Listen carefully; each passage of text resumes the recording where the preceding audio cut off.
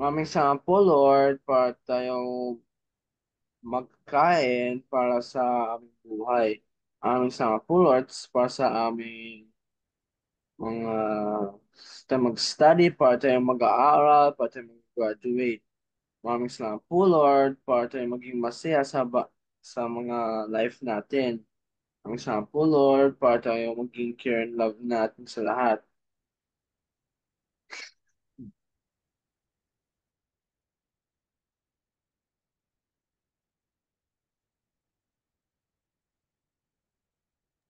Okay, thank you, MJ. So, kahapon is may pinagawa ako sa inyo. Ano? Did you do that? Did you do? Polynomial factor. Okay. Factoring polynomials. I will check your math worksheet on Monday. So, you're going to bring your math worksheet, okay? So, for today, we're going to have factoring trinomials.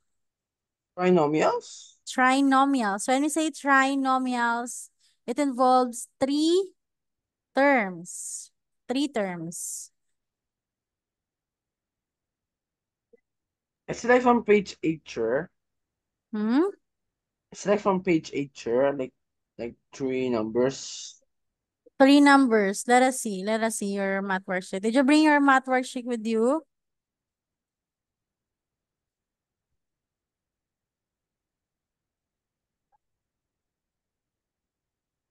This one on page 10. Page 10.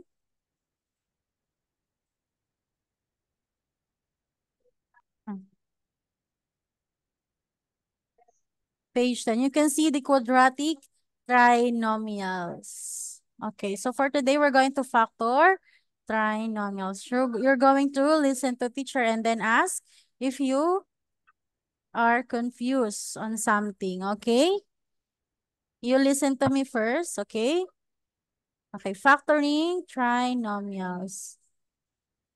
Again, what is binomials nga? How many terms in binomials? Two terms. Two terms.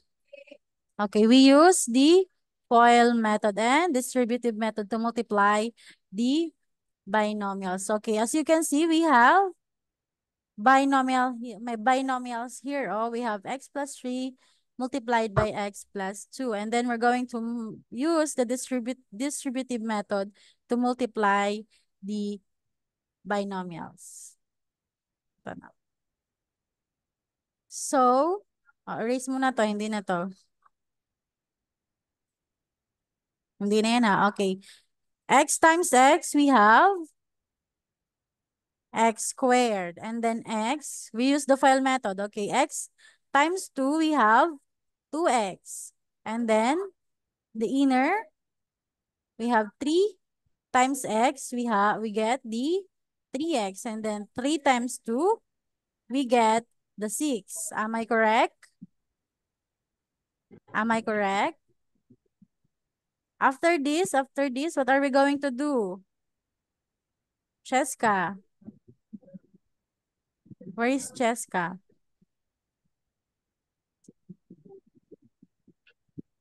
After we multi After we multiply, what are we going to do here? Oh, here. Ito sa binox ko na to. Anong gagawin natin dito? We Take the like terms po.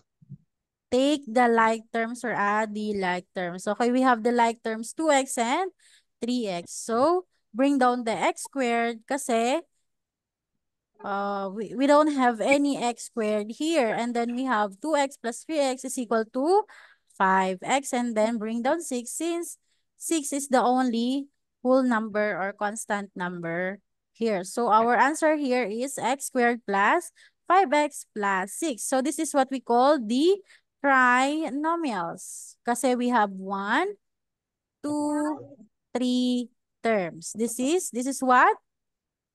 Earl, this is what?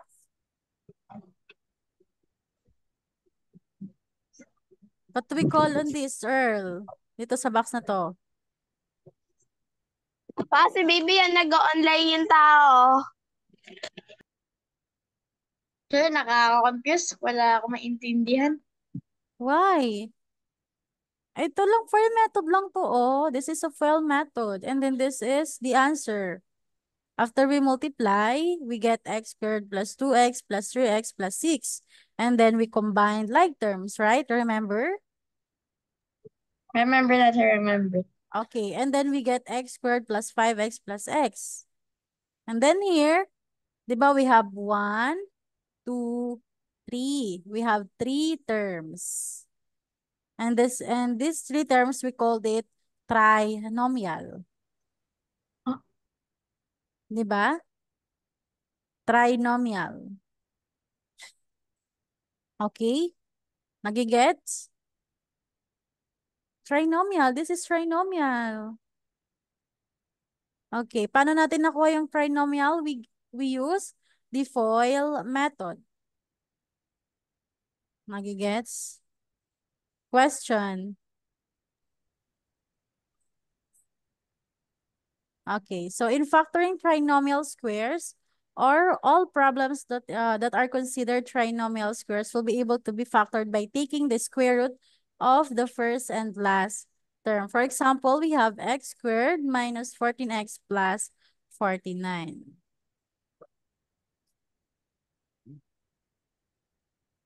Ayan, dito na muna tayo. Factoring trinomials, method 1. Okay, here, we will factor trinomials such as x squared plus 7x plus 12 back into binomials. Anong sabi? We're going to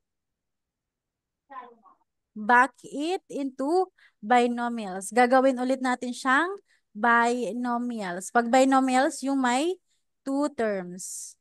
Okay? And then, reverse ng FOIL method. When we say reverse, ano ba pag sinabing reverse? Reverse. Baligtad, di ba? Kabaligtaran. Last, inner, outer, first. Reverse ng FOIL method. Okay.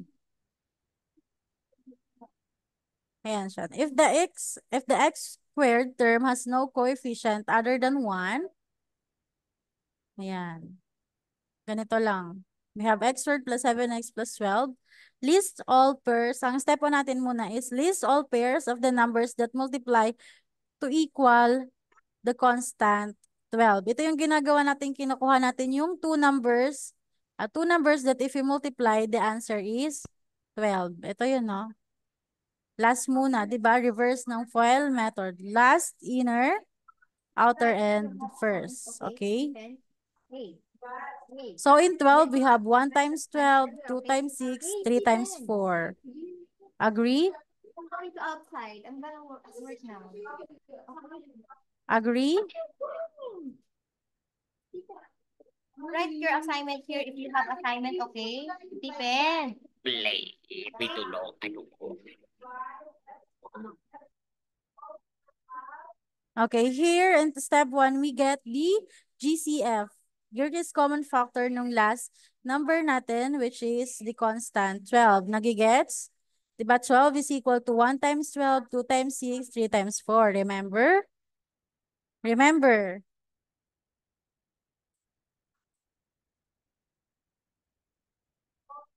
Remember mo, ano, Frances, Ashley, FJ, na-remember? MJ, na-remember ba? It's like factoring polynomial. Hmm. Same lang siya, okay? And then, step 2, choose the pair that adds up to the middle coefficient. Alin ba yung middle coefficient natin dito? 7x. And then, we're going to choose the pair that if we add, the answer is 7. What do you think? Alin dito? Which one? Which one? If we add this 1 plus 12 is equal to 1 plus 12. Stephen, 1 plus 12, Stephen. 1 plus 12. 13. 13. 2 plus 6. FJ. 2 plus 6, FJ.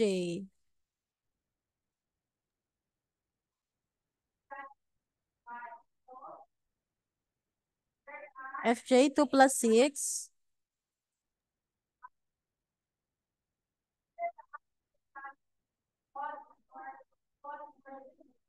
FJ, 2 plus 6.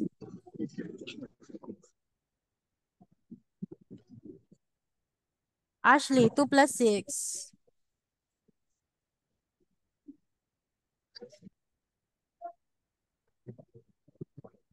Eight po. 8. And then, Earl, 3 plus 4. 7. 7. Okay, sabi dun sa step 2, choose the pair that adds up to the middle coefficient. Ano yung middle coefficient natin? Ano yung middle coefficient natin? Beans. Ano yung nasa gitna? Nasaan na ang grade 7? Ba't nawawala? 7. We have 7. Okay, sumagot pala si FJ. Thank you, FJ. We have 7. That's why we're going to use the 3 and 4. Kasi this 2, if we add this 2, the answer is 7. Okay? Okay, next step. Ang step 1 natin, again, what is our step 1? Find the GCF of 12, the last term, which is 12. And then step 2, choose the pair that adds up to the middle coefficient. And step 3, fill those numbers into the blanks in the binomials. Ito.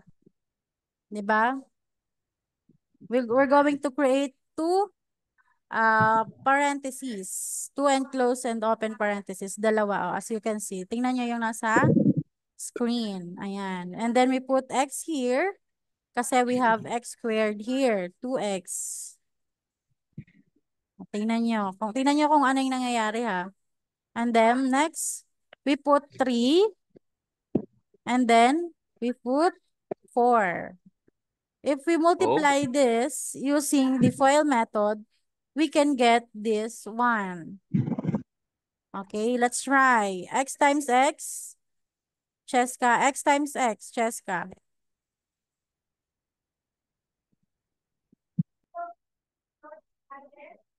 Cheska, where is Cheska?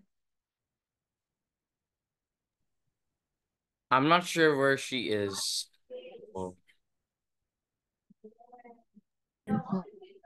Cheska, X times X.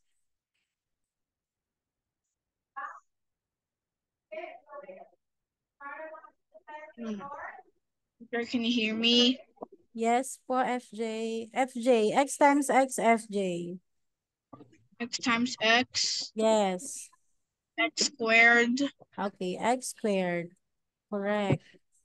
And then next, X times 4. Beans, X times 4, Beans. 4x. 4x. And then FJ, 3 times X, FJ. MJ. MJ, 3 times X. 3 times x. Yes po. 3x. 3x. Stephen, 3 times 4, Stephen. 12. 12. Diba? And then what are we going to do here, Earl? Earl, anong next step natin dito, Earl? Po. Anong next step natin dito after we multiply?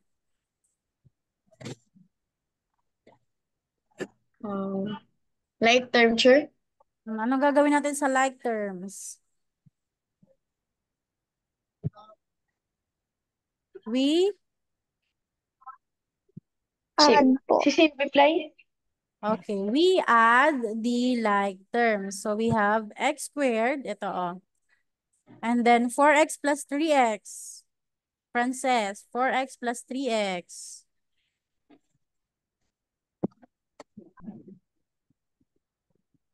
Frances, 4x plus 3x, we can get, diba we can get 7x, here oh, 7x. And then copy the quotient 12. So our answer here is x squared plus 7x plus 12. So ang factor out niya is x plus 3 multiply by x plus 4. Nagigets? Isasend ko sa inyo tong PowerPoint presentation natin. Tapos balikan nyo. Okay? Okay? Open your camera so I can see you. Si Sa FJ lang. LMS po ba yan? Sa LMS ko siya isisend. Okay? Kapag na hindi kayo nagigets, pwede nyong balikan yung mga lesson natin sa LMS. Okay, next. Let's factor naman. Let's try x squared plus 2x minus 24. This time, the constant is negative. Negative itong nasa last term. Ang first step natin, list all pairs of the numbers that multiply to equal the constant negative 24. To get negative 24, one number must be positive and one can be negative. Okay? Let's list. We have negative 24 is equal to 1 times negative 24, 2 times negative 12, 3 times negative 8, 4 times negative 6, negative 1 times 24, negative 2 times 12, negative 3 times 8, negative 4 times 6. This is, ano nga ito? This is the GCF. Hindi pala. This is the two numbers that if you multiply this, the answer is negative 12. Okay? Sabi dito din, kapag yung if our constant is negative, so the number must be positive. The other number must be positive and the other one must be negative. Given na yan, ha? Okay. Next. Which pairs adds up to 2? Ayan. Alin kaya dyan ang numbers na if we add, the answer is 2. Diba kukunin natin yung nasa middle term, which is 2. Alin kaya sa tingin nyo? Na kapag pinag-add natin, the answer is positive 2. Alin?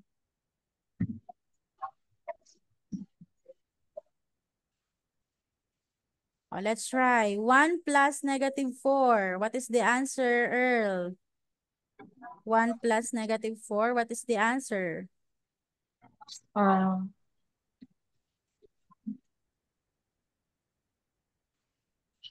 Negative 5. 1 plus negative 4. Yung 24, bawasan mo ng isa, ilan?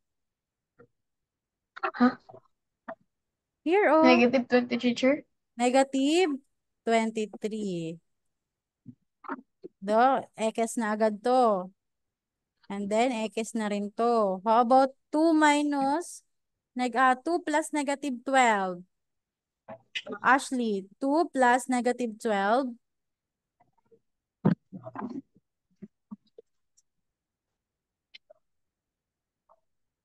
What? Could it be negative 26?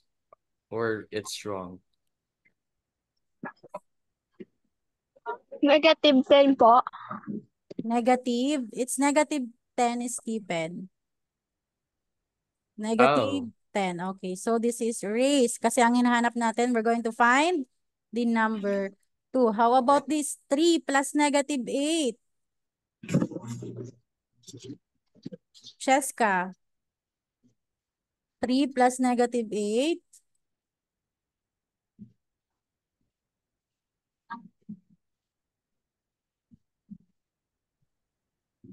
Ma'am, di ko po basta yung lesson. Pag minus mo lang yung 3 plus negative 8, diba, magkaiba sila ng sign. So, we're going to subtract. Ayan ha, kinakalimutan nyo yan. If we add and subtract, pag same sign, pag kunwari, pareha silang ng sign, which is positive, positive, negative, negative, we're going to add. Pag naman magkaiba sila ng sign, we're going to subtract. And then here, di ba magkaiba sila ng sign. So what are we going to do, Cheska?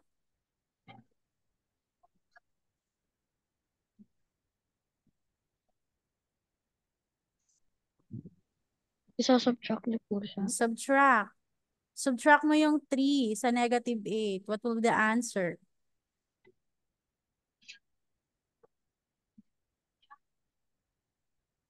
What will be the answer? 8. Bawasan ng 3. Ilan ang natira?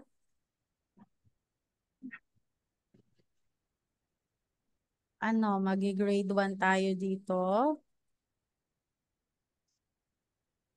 I have 8 fingers here. I am going to subtract 3. Ilan ang natira? 5 po. Yan. Gusto nyo ginaganon kayo ha? Okay. Is it positive or negative?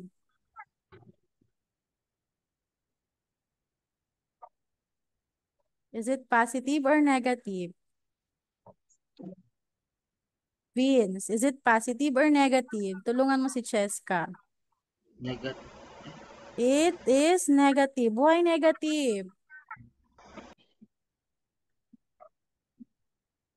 Why negative, Ashley? Sabi nila it's negative 5. Bakit kaya negative 5?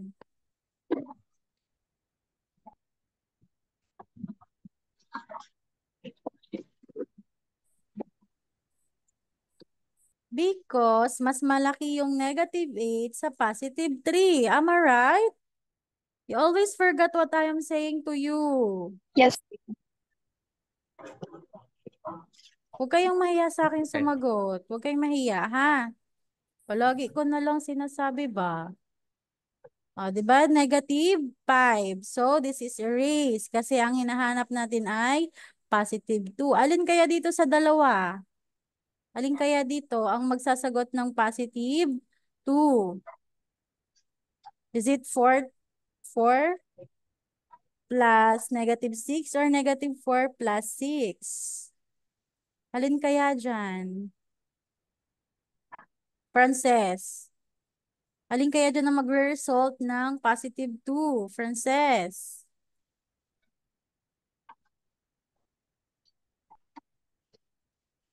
Sige na, go. Saan po?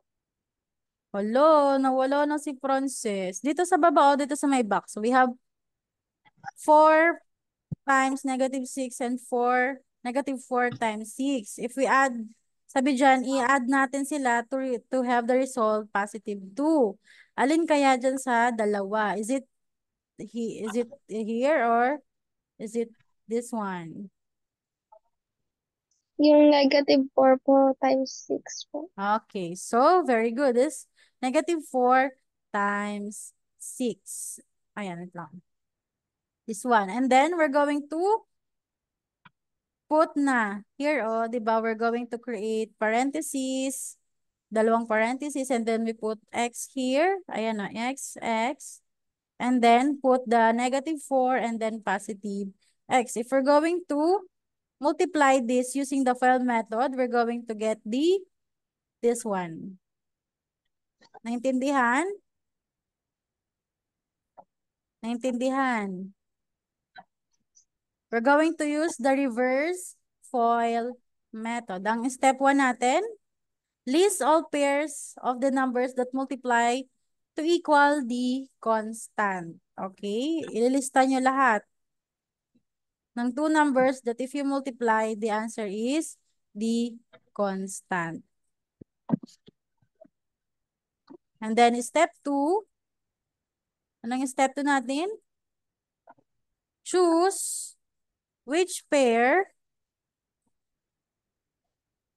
Ayan, pipiliin nyo kung alin yung mag-result. If you add the result is in the middle. Yung middle term. And then step 3, write the binomial factors. Ayan, isasend ko tong PowerPoint so you can go back to our lesson. Naintindihan? Question? Opo, sir. Question? Wala na. Anong sunod yung klase?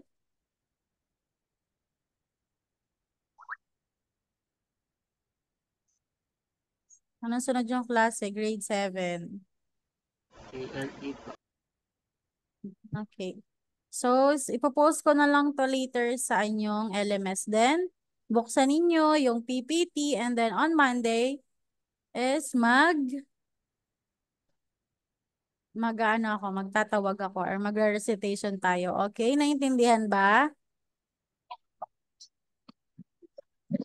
Okay. Send ko tong PPT. Okay. Bye. See you on Monday. Take care and have a Bye-bye, good teacher. weekend. Bye-bye. Bye-bye. Bye. Mag-ingat kayo ngayong araw ha. Bye-bye. Apo.